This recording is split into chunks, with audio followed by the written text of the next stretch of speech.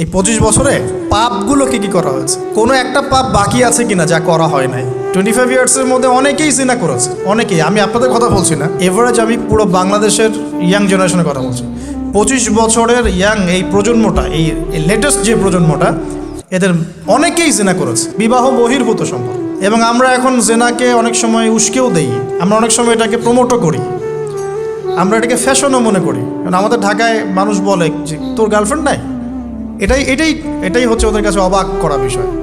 সবাই ঘুরে, ঈদের দিন তুই ঘুরতে পারিস না? আমাদের ফ্যামিলির মধ্যে একজন বলতেছে তার মেয়েকে, সবাই ঈদের দিনে বাইরে যায়, তুই যেতে পারস না? ঢাকায় এভাবে কথা বলে। তার মানে এটাই ফ্যাশন, মানে আমরা জেনাকে উস্কেও দিচ্ছি। তার মানে 25 বছর আমরা অনেকে জেনাও করেছি। মাদকের সাথে সম্পৃক্ত কত পার্সেন্ট ইয়াং জেনারেশনে আমাদের দেশে? ক্যালকুলেট করেন, আপনি গুগল করেন, দেখেন কত পার্সেন্ট আমাদের দেশে মাদক সেবন করে। ইভেন এখন কিশোর গ্যাং বের হয়েছে, কিশোর গ্যাংয়ে অনেক যুবকরা যায়, অনেকে রাস্তাঘাটে মারামারি করে, অনেকে পলিটিক্যাল দলাদলির মধ্যেও আছেন অনেকেই। এবং এখানে ভাই ভাই রক্ত ঝরাই আমরা। উভয় মুসলিম, কিন্তু উভয় মুসলিম, জুমার দিন একসাথে নামাজ পড়ে। তাহলে এটা কোন দর্শন যেটা আমার ভাইকে শত্রু বানিয়ে দিল? আর পশ্চিমারা গাছের আড়ালে বসে বসে হাসছে, কারণ এই দর্শনগুলো তো ওরাই দিয়েছে। তো 25 বছরের পাপগুলো একটু ক্যালকুলেট করি। প্রিয় দিনী বোন, একটু হিসাব করবেন যে 25 বছর আপনি কতদিন পর্দা করেছেন, কত 25,000 মানুষ আপনার চেহারা দেখেছে কিনা, এই 25 বছরে কত হাজার মানুষ আপনার চেহারা দেখেছে। আর ছেলেরা আপনাকে দেখলে কখনো চেহারা সুরত দেখে না। বেগানা নারীর দিকে একটা ছেলে যখন তাকায় এবং সেক্সুয়াল ডিজায়ার নিয়ে তাকায়, তখন সে চোখ দিয়ে তাকে রেপ করে। ভেরি সরি টু সে যে আপনি প্রচুর চোখ দিয়ে রেপড হয়েছেন প্রিয় দিনী বোন। অনেকেই আপনাকে চোখ দিয়ে রেপ করেছে, আপনি বুঝতেই পারেন নাই। তো এই 25 ইয়ার্স আমরা অনেক কিছুই করেছি, অনেক কিছুই করি নাই। এখন একটু আজকে সাদা একটা কাগজ নিয়ে আমরা একটা হিসাব করব যে আমরা 25 বছরে কী করেছি, কী করি নাই, কী পাপ করেছি, কী করি নাই, কী পুণ্য করেছি, কী করি নাই। আমি আগে মনে করতাম যে একটা খালেস তওবা ইনশাআল্লাহ আল্লাহ পাক সব মাফ করে দিবেন। আসলে আল্লাহ পাক মাফ করেই দিবেন, কিন্তু ভিতর থেকে স্যাটিসফাই হতে পারবেন না আপনি। এখন যদি আপনি এখান থেকে আমার এই লেকচারটা শুনে আল্লাহর ওলি হয়ে যান এবং আপনি বড় মুহাদ্দিস, মুফতি, দিনের বড় দায়ী ইলাল্লাহ, বড় পলিটিশিয়ান, বড় ইঞ্জিনিয়ার, মানে যারা ওয়ার্ল্ডকে ইসলাম স্ট্যাবলিশমেন্টের দিকে নেতৃত্ব দিচ্ছেন, এমনও মানুষ যদি আপনি হয়ে যান, আপনি এই 25 বছরের ঋণটা শোধ করতে পারবেন না।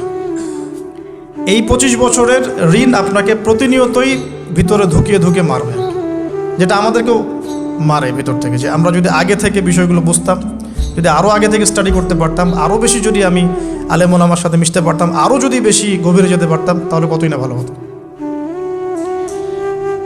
তো আমি আশা করি কথাগুলো আপনাদের কলিজায় পৌঁছাবে ইনশাআল্লাহ। এখন লাইফের এটা সবচেয়ে ভাইটাল পার্ট। এই সম্পর্কে আমি জাস্ট 2টা হাদিস বলে আস্তে আস্তে কনক্লুশনের দিকে যাচ্ছি।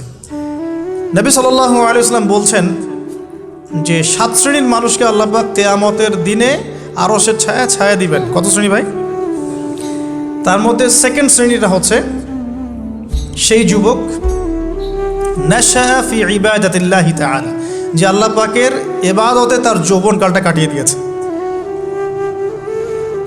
এখনো বাকি আছে আপনার সামনে। যৌবনকাল কতটুকু? হয়তো 15 to 40। তার মানে এখনো 40 বা 50 বছর পর্যন্ত আপনার যৌবনটিকে থাকবে ইনশাআল্লাহ, যদিও বা এই যুগে থাকে না আর কি। আমরা তো ফ্যান্টাসিতে ভুগি অনেক সময়, 4টা বিয়ে।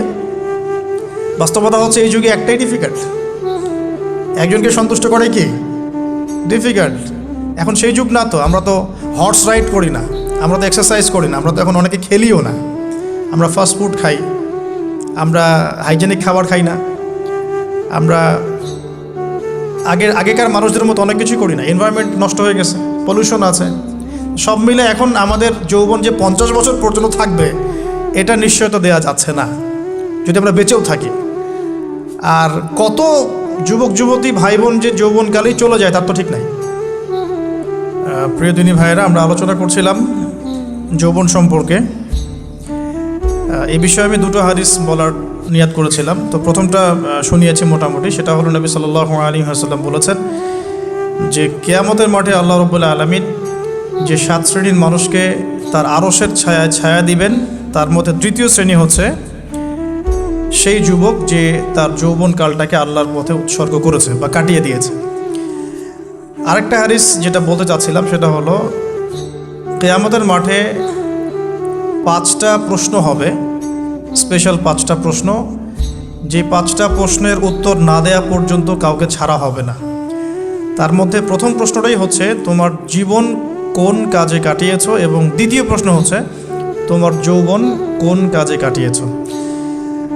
সো আমি বলছিলাম আপনাদেরকে যে যৌবনকালটাকে যদি আমরা আল্লাহর পথে কাটাতে পারি, ইনশাআল্লাহ তাআলা আমাদের এই যে উদ্দেশ্যটা, যে নিজেরা দিন পালন করব, নিজের পরিবারের মধ্যে প্রতিষ্ঠা করব, আমাদের সমাজে দিন ইসলামের দাওয়াতি কাজ করব, যেখানেই থাকি সৎ থাকব, একদিন ইনশাআল্লাহ দিন আবার বিজয়ী হবে, এই যে স্বপ্নগুলো, এগুলো বাস্তবায়িত হবে ইনশাআল্লাহ তখনই যখন আমরা নিজেরা পরিবর্তিত হয়ে সমাজের জন্য ভালো কিছু বয়ে নিয়ে আসবো ইনশাআল্লাহ। তা আমি জাস্ট কয়েকটা পয়েন্ট আপনাদের সাথে একটু শেয়ার করে শেষ করে দিব, যে এখন থেকে কিভাবে আপনারা বা আমরা আমাদের যৌবনটাকে আল্লাহর পথে কাটাতে পারি। প্রথম যে পয়েন্টটা আমি লিখে নিয়ে এসেছি সেটা হলো, আমি একটু বলেওছিলাম যে আমাদের নিজস্ব খসড়া একটা আমলনামা তৈরি করতে হবে আর কি। আজকে আমরা সেটা করতে পারি বাসায় গিয়ে, যে আমরা যদি আমাদের গড় আয়ু হয় 60 বছর, তাহলে আমরা এখন কতটুকু সময় পেতে পারি, আর এই সময়টুকুর মধ্যে আমাদের টার্গেট কি, আমরা আসলে কী চাচ্ছি, কি অ্যাচিভ করতে চাই, যা চলে গেছে এই সময়টুকুর মধ্যে আমরা কিভাবে আল্লাহর রহমত পাবো, ক্ষমা পাবো কিভাবে। যা চলে গেছে এর মধ্যে অনেক নামাজ কাজা থাকতে পারে, রোজা কাজা থাকতে পারে। অনেক সময় এমন হতে পারে যে আমরা অন্যের হকও নষ্ট করেছি। প্রথম যে কাজটা করা উচিত সেটা হলো খালেস তওবা। 1 নাম্বার তাহলে আমরা বলতে পারি, যদি আমরা এখন সংকটগুলো চিহ্নিত করে সমাধানের পথে হাঁটতে চাই, তাহলে আমাদের যৌবনটা আল্লাহর পথে উৎসর্গ করা ছাড়া কোনো অপশন নাই। উৎসর্গ বলতে আমি বোঝাচ্ছি কাটিয়ে দেয়া, আল্লাহর ইবাদত করে কাটিয়ে দেওয়ার কোনো বিকল্প নাই। তার জন্য প্রথমত আমাদের নিজেদের জীবনের কৃতকর্মগুলোর হিসাব নিকাশ মেলাতে হবে, 1 নাম্বার। আর 2 নাম্বার হচ্ছে বিশুদ্ধ তওবা করে আল্লাহর পথে ফিরে আসতে হবে। বিশুদ্ধ তওবা কিভাবে করব এটা আমরা অনেকে বুঝি না। অনেকে মনে করি যে মুখ দিয়ে জাস্ট আস্তাগফিরুল্লাহ বললেই হয়তো তওবা হয়ে যায়। বিষয়টা এমন নয়। বিশুদ্ধ তওবা হচ্ছে আপনি আল্লাহর দিকে পরিপূর্ণ অভিমুখী হবেন, রুজু করবেন, এর নাম হলো বিশুদ্ধ তওবা। যে পাপগুলো করেছি এগুলোর জন্য ক্ষমা চাওয়া, এই পাপগুলো কোনোদিন করব না এরকম প্রত্যয় ব্যক্ত করা, আর যদি অন্যের সাথে সম্পৃক্ত কোনো হক থেকে থাকে সেটা ফেরত দেওয়া। তো আমরা আজকে গিয়ে সুন্দর করে ওযু করে 2 রাকাত নামাজ পড়তে পারি। 2 রাকাত নামাজ পড়ে আমরা আল্লাহকে বলতে পারি যে আস্তাগফিরুল্লাহাল্লাযী লা ইলাহা ইল্লা হুয়াল হাইয়ুল কাইয়্যুম ওয়া আতুবু ইলাইহি। আল্লাহ, আমি আমার জীবনের এই যে একটা বড় সময় তোমার থেকে দূরে ছিলাম, নামাজ কাজা হয়েছে, রোজা কাজা হয়ে গেছে, চোখের হেফাজত হয় নাই, জিনা হয়ে গেছে নাউজুবিল্লাহ, মাদকের সাথে সম্পৃক্ত ছিলাম নাউজুবিল্লাহ, আমরা মিউজিক্যাল ইনস্ট্রুমেন্ট প্লে করেছি, ইত্যাদি ইত্যাদি। এগুলো থেকে আল্লাহ আমরা আজকে তোমার কাছে তওবা করছি, ক্ষমা চাচ্ছি, এবং আগামী দিনগুলোতে তোমার হুকুম আহকাম মেনে চলার তৌফিক চাচ্ছি। 2টো জিনিস খুব প্রয়োজন, একটা হলো তৌফিক, একটা হলো দোয়া। আপনার প্রচেষ্টা আল্লাহর কাছে দোয়া করতে থাকা এবং আল্লাহর কাছে তৌফিক কামনা করতে থাকা। আল্লাহ পাক যাকে ইচ্ছা তাকে তৌফিক দিয়ে থাকেন। আল্লাহ রাব্বুল আলামিন যাকে ইচ্ছা তাকে তৌফিক দিয়ে থাকেন। যে আল্লাহর কাছে যত বেশি চাইবে আল্লাহ পাক তত বেশি দিবেন ইনশাআল্লাহ। তো এই জন্য চেয়ে নিতে হবে, প্রথমত চেয়ে নেবেন যে আল্লাহ আপনি আমাকে তৌফিক দিন, যাতে করে আমি আমার পুরো জীবনটাকে আপনার ইবাদতে কাটাতে পারি, আরও সে ছায়া পেতে পারি। আল্লাহ কবুল করুন, আমিন। এখন ইস্তেগফার করার পর যার যার হক তাকে তাকে ফিরিয়ে দেওয়া উচিত। যদি আপনি বা আমি আল্লাহ না করুক কারো হক নষ্ট করে থাকি, সেটা ফিরিয়ে দিতে হবে। এই হক নষ্ট ফিরিয়ে দেওয়ার মানে এটা নয় যে গার্লফ্রেন্ডকে কথা দিয়েছিলেন বিয়ে করবেন, সেখান থেকে ফিরে আসা যাবে না, ব্যাপারটা কিন্তু এমন নয় আর কি। এরকমও প্রশ্ন আমাদের কাছে অনেকে করেছেন যে আমি তো আমার গার্লফ্রেন্ডকে কথা দিয়েছিলাম যে আমি তোমাকে ছাড়া আর কাউকে বিয়ে করব না, তো এখন কি আমি ফিরে আসলে, তওবা করে ফিরে আসলে কি এর জন্য আল্লাহ আমাকে ধরবেন কিনা? মনে রাখবেন, শয়তান হচ্ছে এই পৃথিবীর সবচাইতে ইন্টেলেকচুয়াল প্রাণী। সিরিয়াসলি, ও যে এত বেশি স্মার্ট যেটা আমাদের চিন্তারও বাইরে, চিন্তার বাইরে। যখন শয়তান সরাসরি মানুষকে পথভ্রষ্ট করতে ব্যর্থ হয়, তখন কিছু নেক সুরত ধারণ করে। দিনী ভাই দিনী বোন, এটা নেক সুরত, ঠিক আছে। তারপরে দাড়ি টুপিওয়ালা মানুষের মধ্যে এটা ঢুকিয়ে দেওয়া যে আমি তো অনেক আবেদ মানুষ, পরহেজগার, ওরা তো ককরোচ। দেখবেন বেশি না, 1 মাস যদি কেউ নামাজ পড়ে, 1 মাসে 10টা বই পড়াশোনা করে, ইসলাম সম্পর্কে একটু ঘাটাঘাটি করা শুরু করে, অন্যদের সাথে কথা বলার ক্ষেত্রে তার যে বডি ল্যাঙ্গুয়েজ, এটা খেয়াল করবেন। শয়তান কিন্তু অনেক স্মার্ট, এভাবে শয়তান অনেকভাবে মানুষকে প্রতারিত করতে পারে। সো শয়তানের নেক্সট শুরুতে ধোকায় পা দিবেন না। আল্লাহ পাক আমাদের সবাইকে হেফাজত করুন, আমিন। খুব ভালো একটা কাজ করছি মনে করেন, একটা বড় প্রজেক্ট করছি সারা বাংলাদেশ ব্যাপী, একটু মনের মধ্যে ঢুকিয়ে দিল যে মানুষ তো দেখুক, মানুষ ভালো বলুক, যথেষ্ট আমল ধ্বংস হওয়ার জন্য। এতটুকু যথেষ্ট আমল ধ্বংস হয়ে যাওয়ার জন্য। আল্লাহ মাফ করুক আমাদেরকে। তো প্রথমে প্রিয় ভাই, তওবা করে ফিরে আসা, যার যার হক তাকে তাকে ফেরত দিয়ে দেওয়া। এরপরের সবচাইতে ইম্পর্ট্যান্ট জায়গাটাই হচ্ছে ইলম অর্জন করা। যেখানে আছেন সেখানেই থাকবেন, মানে যে প্রতিষ্ঠানে যে সাবজেক্টে পড়ছেন, এখন আপনাদের প্রায় জীবনের 20টা বছর চলে গেছে। এখন সবার পক্ষে আবার ইউটার্ন করে 0 থেকে স্টার্ট করা পসিবল না, এবং এটা বুদ্ধিমানের কাজও হবে না। এটা বুদ্ধিমানের কাজও হবে না। ওই সেকশনে যারা আছেন তাদের সংখ্যা কিন্তু প্রচুর, যারা দিনী লাইনে পড়াশোনা করছেন, ঠিক আছে। আল্লাহ চাইলে তাদের মধ্য থেকেই ইনশাআল্লাহ এমন অনেক বড় বড় মুফতি, মুহাদ্দিস, ইমাম তৈরি হবেন, যারা ধর্মীয় অঙ্গনে নেতৃত্ব দিবে ইনশাআল্লাহ। আর যদি দেখা যায় তারা তাদের দায়িত্ব পালন না করেন, তখন আল্লাহ পাক জেনারেল থেকে মানুষ উঠায় নিয়ে আসবেন। এটা আল্লাহ পাকের কৌশল, আল্লাহ পাক করতে পারেন। এখন আপনি কি করবেন? যেহেতু আপনারা 20-25 বছর পার করে আসছেন, যে সাবজেক্টে পড়ছেন কন্টিনিউ করতে থাকবেন। যদি এনভায়রনমেন্ট থাকে ফ্রি মিক্সিংয়ের, এখানে আপনি আপনার চোখকে হেফাজত করার চেষ্টা করবেন সর্বোচ্চ। এ ব্যাপারে আমি একটা বই সাজেস্ট করি। এই বইটা পড়লে ইনশাআল্লাহ আপনার অন্তরের মধ্যে এই বিষয়গুলো কমে আসবে ইনশাআল্লাহ। সেটা হলো তাসকিয়া, ও আরেক নামে এসেছে, সেটা হলো তাসাউফ ও আত্মশুদ্ধি। তাসাউফ ও আত্মশুদ্ধি পুরো ওয়ার্ল্ডের ওয়ান অফ দ্য মোস্ট, বলবো যে অনারেবল একজন আলেমে দিন, টপ 10-এর মধ্যে একজন, আল্লামা তাকি উসমানী দামাত বারাকাতুহু, তার লেখা বই তাসাউফ ও আত্মশুদ্ধি। বাংলাদেশে যে মাকতাবাতুল আশরাফ তারা প্রকাশ করেছে। এই বইটা যদি পড়েন, আপনার মনের মধ্যে নফসের যে খারাপ রিপুগুলো, এগুলো আস্তে আস্তে কমতে থাকবেন সব। এবং এই বইটা আমি বলি যে বারবার পড়া উচিত, বারবার পড়া উচিত। হ্যাঁ, তো আল্লাহ তৌফিক দান করুন। এখন পুরোপুরি ট্র্যাক চেঞ্জ করতে যাবেন না, আপনি আপনার ট্র্যাকেই থাকবেন। এখন এই ট্র্যাকে থেকে আপনি কিভাবে ইসলামিক বেসিক জ্ঞান অর্জন করবেন, কিভাবে পসিবল? কঠিন, অসম্ভব কিছু না, কঠিন। আমি অভিজ্ঞতা থেকে বলি আমার মতো করে। ফার্স্ট অফ অল, একজন বিজ্ঞ কারি সাহেব, হাফেজে কোরআন বা কারি, প্রাথমিক স্টেজ বলছি, বিজ্ঞ একজন কারি সাহেব বা হাফেজে কোরআন, যার সাথে আপনার ভালো সম্পর্ক বা যাকে আপনি চিনেন, রিনাউন্ড, বা যিনি খুব কোঅপারেটিভ, আপনাকে সময় দেন, টাইম দেন, এরকম কারো কাছে গিয়ে আপনি কোরআন তেলাওয়াত করা শিখবেন আগে। ফার্স্ট অফ অল এটা কাজ, কোরআন তেলাওয়াতটা আগে শিখবেন। আমি তো যে দুঃখ করে বলি, কষ্ট করে বলি, যে আমাদের এই দিনী অঙ্গনে এমন অনেক মানুষ আছে যারা ইভেন কোরআন রিসাইট পর্যন্ত করতে না পেরেও অনেক বড় বড় জায়গায় অভিনয় করেন, দিনিয়াতের অভিনয় করে যান, নিজের সাথে অভিনয় করে যান। অনেক সময় উদ্ধতাবশত বড় বড় আলেমদেরকে বাহাসের জন্য চ্যালেঞ্জ করে থাকেন, অথচ কোরআন তেলাওয়াত শুদ্ধ না। কোরআন তেলাওয়াত শুদ্ধ না মানে নামাজই হচ্ছে না। কোরআন তেলাওয়াত শুদ্ধ না মানে কি? নামাজ হচ্ছে না। কবুল করার মালিক তো আল্লাহ, শর্ত তো এটা। কবুল করার মালিক তো আল্লাহ। আল্লাহ পাক চাইলে কেউ 1 ওয়াক্ত নামাজ না পড়লেও তওবা করে ফিরে আসছে মৌতের আগে, হয়তো আমরা জানি না, আল্লাহ মাফ করে দিয়েছেন, হতে পারে না? এটা তো শর্ত, কোরআন তেলাওয়াত তাজবিরের সাথে শিখতে হবে।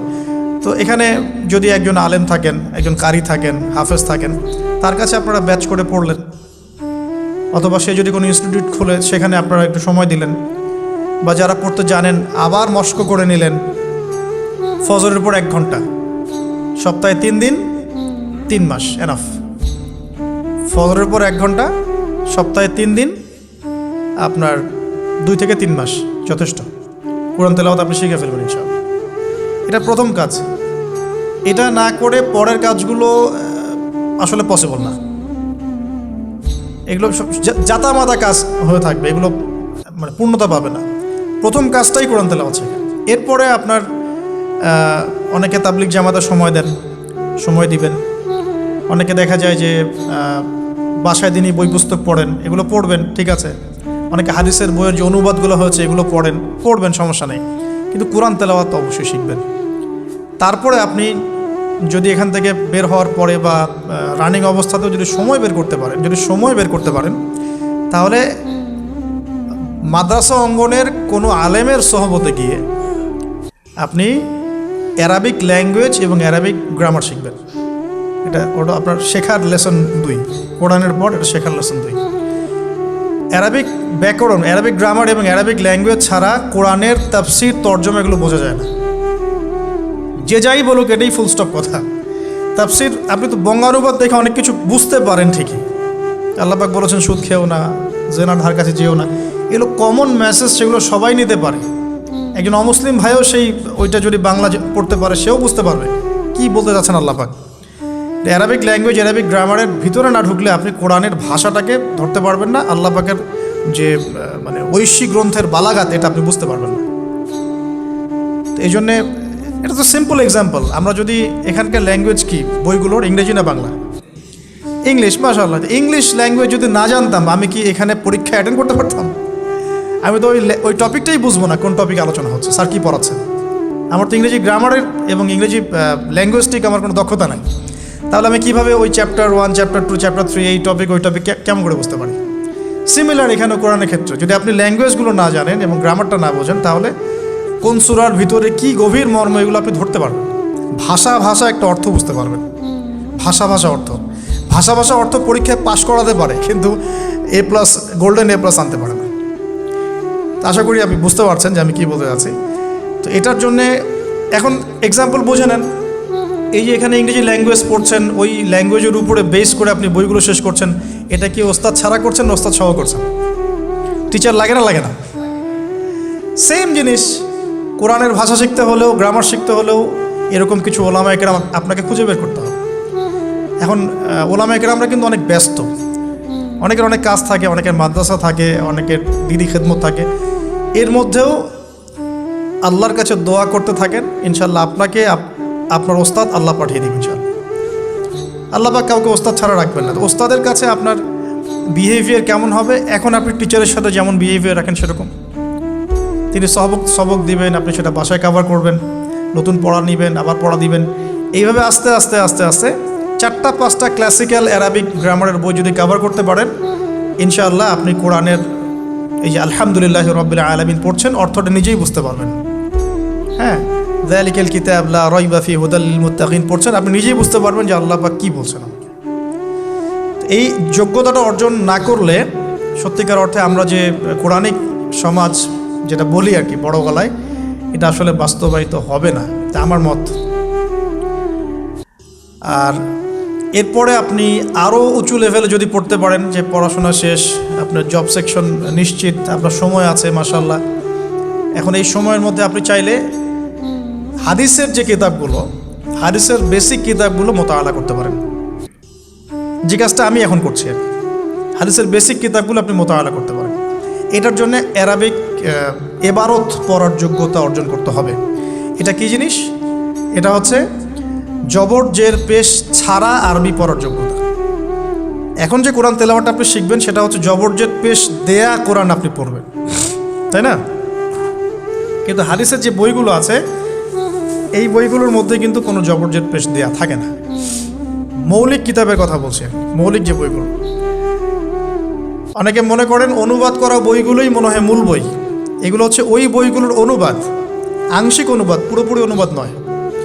মূল বইগুলো পড়তে হলে এবারত পড়ার যোগ্যতা অর্জন করতে হবে। এটা level 3, Arabic grammar, Arabic language শেখার পর এই লেভেলে মানুষ যায়। আর একটু ধাপগুলো চিন্তা করতে থাকেন, কোন ধাপে গিয়ে কোন বইগুলো পড়তে হয়। আর অনেক সময় আমরা কি উদ্ধত আচরণটাই না করি হুজুরদের সাথে, আলেমদের সাথে, স্কলারদের সাথে। বিকজ আমাদের সামনে একটা চমৎকার প্ল্যাটফর্ম আছে ফেসবুক, তাই না? এখানে তো মানে রাত দিন, দিন আর রাত একে, রাতকে দিন বানানো যায়, দিনকে রাত বানানো যায়। হ্যাঁ, এখানে ওই যে আলোর প্রতিসরণের মতো হয় আর কি, সাইজ এতটুকু, বিম্ব হবে এত। তো আল্লাহ মাফ করুক আমাদেরকে। এখন হাদিসের মোতালা যদি করতে না পারেন, ওই পর্যায়ে যেতে না পারেন, তাহলে কি? তাহলে ওই হাদিসের মধ্যে যে কিতাবগুলো বাজারে অনুবাদ হয়েছে ওগুলো পড়তে হবে। যেমন অনুবাদ হয়েছে ফয়জুল কালাম। ফয়জুল কালাম একটা হাদিসের কিতাব, মাদ্রাসায় পড়ানো হয়। এর মধ্যে চমৎকার অনেকগুলো হাদিস আছে, প্রায় সম্ভবত 1000-এর বেশি হবে। এরপরে মোতালা করতে পারেন আপনি মিশকাতুল মাসাবিহ, এই বইটাও অনুবাদ হয়ে গেছে, এটাও ভালো কিতাব মাশাআল্লাহ। এরপরে আছে রিয়াদুস সালেহিন, এটাও একটা চমৎকার কিতাব। বুলুগুল মারাম মিন আদিল্লাতিল আহকাম, এটা একটা কিতাব আছে, এটাও মোতালা করতে পারেন হাদিসে। এরপরে আছে আপনার এখন যেটা বলছি, ইসলামিক ফাউন্ডেশন হয়েছে অনেক আগেই।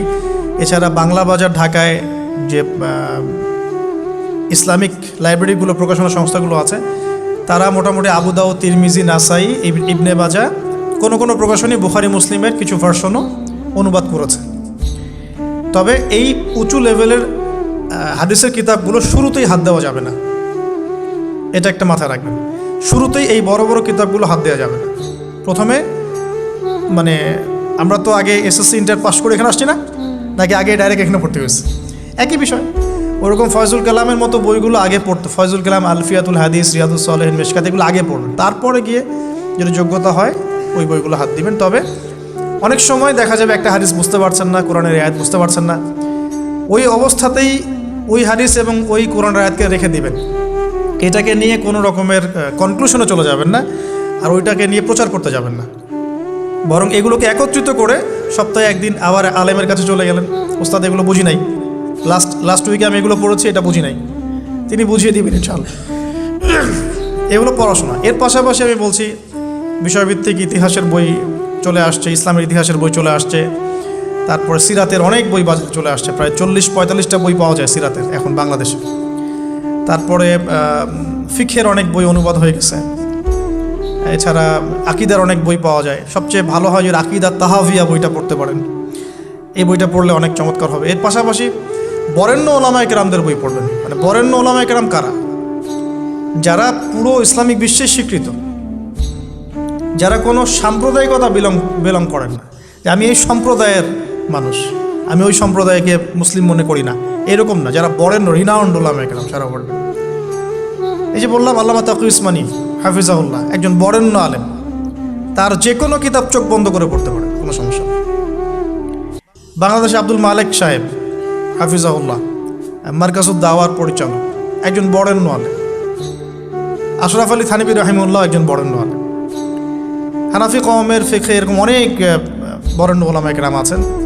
তারপরে আরবের মধ্যে এমন অনেক বরেণ্য আলেম আছেন, শাইখ উসাইমিন, শাইখ বিন বাজ, সালেহ আল ফাওজান, এরকম অনেক বড় বড় আলেম আছে যারা রিনাউন্ড ওলামায়ে কেরাম। তাদের কিতাবগুলো আপনি পড়তে পারেন, কিন্তু যাদের মানে লেখা এবং গবেষণাগুলো ছাত্র পর্যায়ের, এগুলোকে আপনি প্রামাণ্য বই বানাবেন না। তো প্রামাণ্য বই পড়বেন আর আলেমের সাথে সম্পর্ক রাখবেন। দুটো যখন একসাথে থাকবে তখন আপনি কিছু আটকে গেলেও তার সাথে পরামর্শ করে একটা কনক্লুশন খুঁজে পাবেন। এগুলো জাস্ট বই সংক্রান্ত কথা বললাম। এখন এগুলো হচ্ছে সবচেয়ে বড় বিষয়টা হচ্ছে, এগুলোর চাইতে বেশি বড় বিষয় হচ্ছে যে কোনো একজন, অন্তত পক্ষে একজন, আপনি চাইলে 10 জনের সাথেও রাখতে পারেন, কিন্তু অন্তত পক্ষে একজন মুহাক্কিক আলিমের সাথে আপনি সম্পর্ক রাখবেন পরামর্শের জন্য। অন্তত পক্ষে একজন মুহাক্কিক আলেমের সাথে, মানে হকপন্থী মুহাক্কিক আলেমের সাথে আপনি সম্পর্ক রেখে চলবেন। এটা অনলাইনের যুগ, এটা তো কিন্তু সহজ। আর সম্পর্ক শুধু অনলাইন কেন্দ্রিক হবে এমনটাও বলছি না, তার সাথে সাক্ষাৎ করবেন, তার কাছে নসিহত নেবেন, তার কাছে গিয়ে কিছু পড়বেন, হ্যাঁ, তাকে দেখবেন তিনি কিভাবে আমল করেন, ব্যক্তি জীবনে তিনি কেমন, তিনি আপনাকে কী নসিহত করেন, তার সাথে মিশবেন। সোহবত মানে কি? মানে আমরা কি শুধু টিচারদের মানে পড়াশোনাগুলোই ফলো করি না, টিচারকে দেখিও বটে। আমরা বস্তুবাদী এডুকেশনের ক্ষেত্রে হয়তো অত কেয়ার করি না, টিচার যেটা পড়াচ্ছেন ওটা জাস্ট টুকে নেই, পরীক্ষা পাস করলেই হইল। আমরা টেন্ডেন্সি এমন, কিন্তু ইসলামিক এডুকেশনটা কিন্তু এমন নয়। সাহাবায়ে কেরাম রাদিয়াল্লাহু আনহুম আজমাইন তারা এই আমাদের মতো কাগজের বই পুস্তক পড়ে ইসলাম শেখেন নাই। কীভাবে শিখেছেন তাহলে? সরাসরি নবীকে দেখে শিখেছেন। নামাজ পড়তে গিয়েছেন, দেখেছেন নবী কেমন করে নামাজ পড়েন, দেখছেন নবী কেমন করে হাঁটেন, দেখছেন নবী কেমন করে কাপড় পরেন, দেখছেন নবী কেমন করে আতর ইউজ করেন, কেমন করে তিনি হাসেন, কেমন করে মানুষের সাথে মেশেন, হ্যাঁ, কথা বলার সময় কেমন করে মানুষের দিকে তাকান। খুঁটে খুঁটে একটা একটা করে নিয়ে হাদিসের এক একটা অধ্যায় রচিত হয়েছে। নবী কেমন করে তাকান, নবী কেমন করে মেসওয়াক করেন, নবী কেমন করে হাসেন, এগুলো আপনি অধ্যায় পাবেন। ইভেন আপনি অধ্যায় পাবেন নবী কেমন করে চুল আঁচড়ান।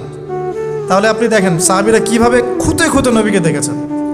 বলা হয় আব্দুল্লাহ বিন মাসউদ রাদিয়াল্লাহু আনহু সম্পর্কে, তিনি নবীকে এত বেশি কপি করতেন হাঁটা চলা কথাবার্তায় যে নবী সাল্লাল্লাহু আলাইহি ওয়াসাল্লামের পরের যুগের অনেক মানুষ এসে দ্বিধাদ্বন্দ্বে পড়ে যাইতো যে রাসূল সাল্লাল্লাহু আলাইহি ওয়াসাল্লামকে দেখছি নাকি, এমনভাবে কপি করতেন, এমনভাবে। সো এখানে আমি সোহবতের বিষয়টা বোঝাতে যাচ্ছি যে যে কোনো অন্ততপক্ষে একজন মুহাক্কিক আলেমের সাথে সম্পর্ক রাখবেন, অন্তত একজন। আপনি চাইলে 10 জন 20 জন 50 জনের সাথে রাখতে পারেন, অন্ততপক্ষে একজন যাকে দেখে আপনি শিখবেন, আপনার স্টাডিগুলোকে আপনি যেটা সমস্যা ফেস করছেন সেগুলোকে তার সামনে পেশ করতে পারেন। এটা আমি খুঁজে দিব না আপনাদেরকে, নাম বলেও দিব না, আমি কার কার সাথে সম্পর্ক রেখে চলি এটা আমি বলবো না, এটা আপনাকে খুঁজে বের করতে হবে। তবে এখানে আমি একটা কথা বলে দেব যে যেহেতু আমরা সব সাধারণ মানুষ, কারণ আমরা তো কেউ স্কলার নই, এখানে আমরা কেউ মানে যেটা বলি যে মুজতাহিদ, ইজতেহাদ করার যোগ্যতা রাখি না আমরা এখানে কেউ। সেক্ষেত্রে অবশ্যই আমাদেরকে পূর্বসূরি ওলামায়ে কেরামদেরকে ফলো করতেই হবে, কারণ কোরআন সুন্নাহ নতুন করে গবেষণা করে আপনি তো সব মাসআলা বের করতে পারবেন না। এই কারণে আমাদেরকে মাযহাব মানতে হয়, এটা খারাপ কিছুই না। এটা নিয়ে অনেক কথা সমাজে এখন শুনি, দেখি, দরকার নাই, আমরা লা মাযহাবি, আমরা এইটা আমরা সেইটা, এগুলো আসলে বোগাস কথাবার্তা এবং সমাজ বিভক্তকরণের মূল হাতিয়ার এগুলো হয়ে গেছে। সমাজের ইউনিটি নষ্ট করবেন কেন? কোরআন এবং সুন্নাহ আল্লাহ ফলো করতে বলেছেন, দ্যাটস অল। আর কোরআন সুন্নাহ আপনি কি এখন আমি যদি আপনাকে কোরআন এই যে দিলাম, নেন কোরআন, নেন তাফসির ইবনে কাসির, নেন তাফসির জালালাইন, নেন আপনি তাফসিরে মারিফুল কোরআন, নেন এইটা, এই যে বুখারী নেন, মুসলিম নেন, তিরমিজি, আবু দাউদ, নাসাই সব নিয়ে নেন। এখন আপনি কি গবেষণা করে সব মাসআলা আমাকে দিতে পারবেন? ইম্পসিবল, আমার পক্ষে ইম্পসিবল। তাহলে এগুলো যারা গবেষণা আগে করেছেন তাদের কিতাব তো আমাদেরকে পড়তে হচ্ছে। এটাই হলো তাদের মত নেয়া, তাদের মত অনুযায়ী পথ চলা। তো এই জিনিসগুলো নিয়ে যারা বাড়াবাড়ি করছে এটা খুবই দুঃখজনক। অবশ্যই কোরআন সুন্নাহকে ফলো করতে হলে আমাদেরকে হকপন্থী উলামায়ে কেরামের সোহবতে যেতেই হবে। তাদের বইপত্র, লেকচার, তাদের নসিহত, তাদের ফিকহের কিতাব, এগুলো আমাদের ঘাটতে হবে। আদারওয়াইজ আমরা সরাসরি কোরআন সুন্নাহর দাবি করলেও মানতে পারবো না। সরাসরি কোরআন সুন্নাহ মানিয়ে দাবি করলেও মানতে পারবো না, বিকজ আমি তো কোরআন সুন্নাহর সব জ্ঞান রাখি না। ক্রিপ্টোকারেন্সি হালাল না হারাম আমি যদি আপনাকে এখন প্রশ্ন থ্রো করে দিই, নেন সব বই দিয়ে দিলাম কোরআন সুন্নাহর, আপনি কি ঘেটে আমাকে অ্যান্সার দিতে পারবেন? তাহলে এটা ঘাটবে কারা? যারা এটা ঘাটার যোগ্যতা রাখে। তারা ঘেটে যখন একটা প্যানেল করে একটা ফতোয়া যখন আসবে যে না এটাই, তখন আমরা সেটাকে ফলো করব। That's all. এই জিনিসটা রাসূল সাল্লাল্লাহু আলাইহি ওয়াসাল্লামের যুগেও ছিল, সাহাবীদের যুগেও ছিল, তাবেঈনদের যুগেও ছিল, এটা আস্তে আস্তে চলে আসছে এই পর্যন্ত। তো এখানে ক্লাসিক্যাল যে ইসলাম চলছে এখানে থাকলে আপনার বিভ্রান্ত হওয়ার কোনো চান্স নাই। কিন্তু এর আশপাশে ব্যাঙের ছাতার মতো অনেক মতাদর্শ এসেছে এখন, নতুন নতুন অনেক। এগুলোতে পা দিলে নেক্সট শুরুতে ধোকা খাবেন শয়তানের মতো। ওই যে বললাম শয়তান নেক্সট শুরুতে ধোকা দেয়, মনে হবে যে আমি তো সরাসরি কোরআন সুন্নাহ ফলো করি। আদতে আপনি কোরআন সুন্নাহই ফলো করছেন না। আদতে আপনি কোরআন সুন্নাহর কিছুই ফলো করতে পারবেন না, বা ফলো করলেও আংশিক পারবেন, আংশিকটা পারবেন না। একটা মাসআলা মনে করেন, একটু বলেন এই জায়গায়, একটা মাসআলা মনে করেন এসেছে যে আমরা বর্তমান অর্থ ব্যবস্থায় আমরা কিভাবে আমাদের ব্যাংকিং সিস্টেমটা সাজাবো। ধরেন একটা মাসালা এসেছে, এখন এই বিষয়ে যদি আমরা ইকোনমিক্সের উপর দক্ষ ওলামায়ে কেরামদের শরণাপন্ন না হই, আমরা কি অ্যান্সার নিতে পারবো? আমি কি পারবো উত্তর দিতে? আপনি কি পারবেন? যে কোরআন এবং সুন্নাহ গবেষণা করেছেন এবং যার কাছে অর্থনীতির জ্ঞান আছে, ওই রকম মুহাক্কিক কোনো আলেম আপনাকে বলতে পারবে এখন আমাদের কি করা দরকার। এই জিনিসটাই যদি আমরা বাংলাদেশের সংবিধান সম্পর্কে জানতে চাই, আমাদেরকে আইনজীবীর কাছে যেতে হবে। আমরা যদি রোগ নির্ণয় করতে চাই, ডক্টরের কাছে যেতে হবে। এখানকার ইঞ্জিনিয়ারিং যা পড়ানো হয়, আমি কি সেটা বলতে পারবো? তাহলে আমাকে এখানকার স্যারের কাছে যেতে হবে, স্যার এখানকার বিষয়টা কি আমাকে একটু বুঝাই দেন। তখন তিনি তার জ্ঞান থেকে এবং তার জ্ঞানের সোর্স থেকে ঘেটে ঘেটে আমার জন্য কিছু সমাধান বের করে দিবেন, আমি তো সেটা ফলো করব। এই ফলো করা জিনিসটাকে যারা নেগেটিভলি উপস্থাপন করছেন, এটা ঠিক না। এটা একটা উদ্ধত আচরণ হচ্ছে, অহংকার হচ্ছে। এই ফিতনাগুলো থেকেও বেঁচে থাকতে হবে। এই জন্য আমি বললাম অন্তত একজন মুহাক্কিক আলেমকে ধরে বসে থাকবে। এটা আমি কিন্তু পীর মুরিদি বোঝাচ্ছি না, ঠিক আছে? আমি বোঝাচ্ছি যে আপনি মানুষের সহবতে থাকবেন, পরামর্শ ভিত্তিক, যে কোনো একজন হকপন্থী আলেম। এখন এরপরে আপনি পড়াশোনা চালিয়ে গেলেন, আলেম আপনার কাছে পরিচিত আছেন, আপনি টাচে আছেন, পড়াশোনা করছেন, কোরআন হাদিস মোতালা করছেন, মাশাআল্লাহ দ্বীনের জ্ঞান অর্জন করছেন। এখন আপনি আপনার সাধ্যমতো দাওয়াতি কাজ করবেন। যতটুকু দাওয়া আপনার দেওয়ার যোগ্যতা আপনি অর্জন করেছেন বা পারছেন, অতটুকু ছোট ছোট করে 5 মিনিট 10 মিনিট, একটা হাদিস 2টা হাদিস, এভাবে মানুষের মধ্যে ইসলামটাকে প্রচার করতে থাকেন ইনশাআল্লাহ। তবে যে বিষয়গুলো নিয়ে সমাজে ইখতিলাফ দ্বন্দ্ব দেখা যায়, এগুলো নিয়ে আপনি কথা বলতে চান, এগুলোর কোনো সমাধান নাই, মানে এগুলো কখনো শেষ হবে এমনটা মনে হচ্ছে না। ইলা ইয়াউমিল কিয়ামা, কিয়ামত পর্যন্ত এগুলো শেষ হবে এমনটা বোঝা যাচ্ছে না। এই জন্য আমরা এখানে আগুন আর উস্কে দেওয়ার দরকার নাই। আপনি আপনার কাছে যেটা ভালো লাগে ওই মানহাজ, ওই মাসাবটা ফলো করতে থাকেন ইনশাআল্লাহ। সাহাবীর যুগ থেকে এরকম ইখতিলাফ কিন্তু ছিল, তাই বলে কেউ কাউকে তারা এরকম তুই কাফের হয়ে গেছিস এরকম কখনো কথা কেউ বলে নাই, যেটা আমাদের পান থেকে চুন খসলে মানুষ বলে দেয়। এরকম জায়গায় যায় না, এটা তাস্কিয়া নষ্ট হয়ে যাবে, আপনার মনের তাস্কিয়া নষ্ট হয়ে যাবে। এখন এরপরে আপনি বা আমি আমাদের কর্মক্ষেত্রটা সাজাবো। যেহেতু আমাদের এখন মাশাআল্লাহ পড়াশোনা হচ্ছে, আলেমদের সাথে আমরা সম্পর্ক রাখছি, শেষ করছি, একটু ধৈর্য ধরেন। কর্মক্ষেত্রটা আমরা সাজাবো। এখন আপনারা বের হয়ে যাবেন, জবে চলে যাবেন মাশাআল্লাহ। এখানে এমন একটা বিষয় খুঁজে নেওয়ার চেষ্টা করেন যে আপনার যাতে দুনিয়ার আর্নিংসটাও চলে আসে এবং পরকালেরও কাজ হয়। এক্সাম্পল দিচ্ছি আমি একটা, ধরেন যে আমার 4-5টা মাদ্রাসা আছে, কথার কথা, আমি বিভিন্ন মাদ্রাসায় পড়াই।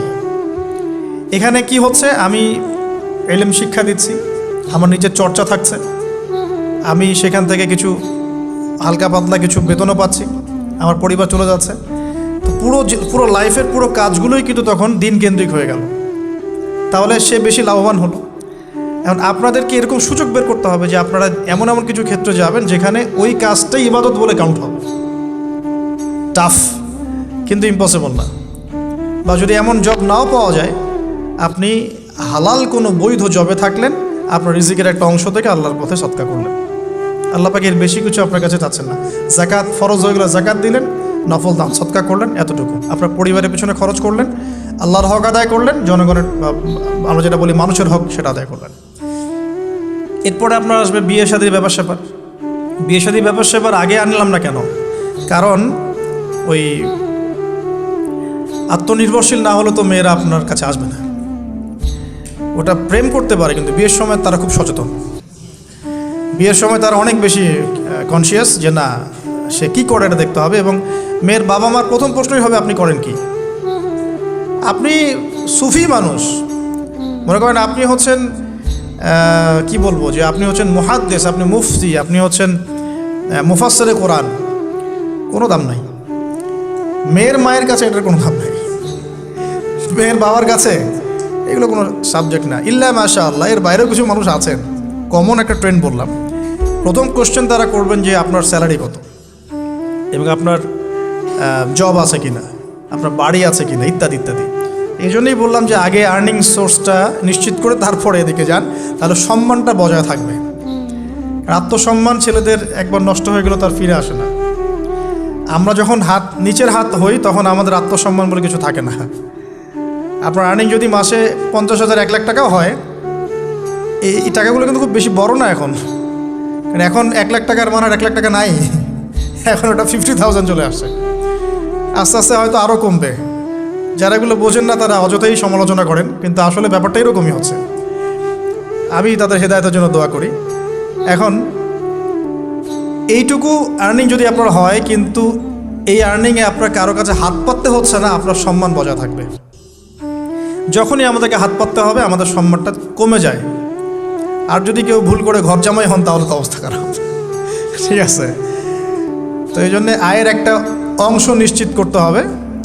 এই জন্য একটু সবর করেন। এই সবরের সময়টা কি করবেন? বেশি বেশি ফোন চালাবেন, তাহলে সবর করতে পারবেন না।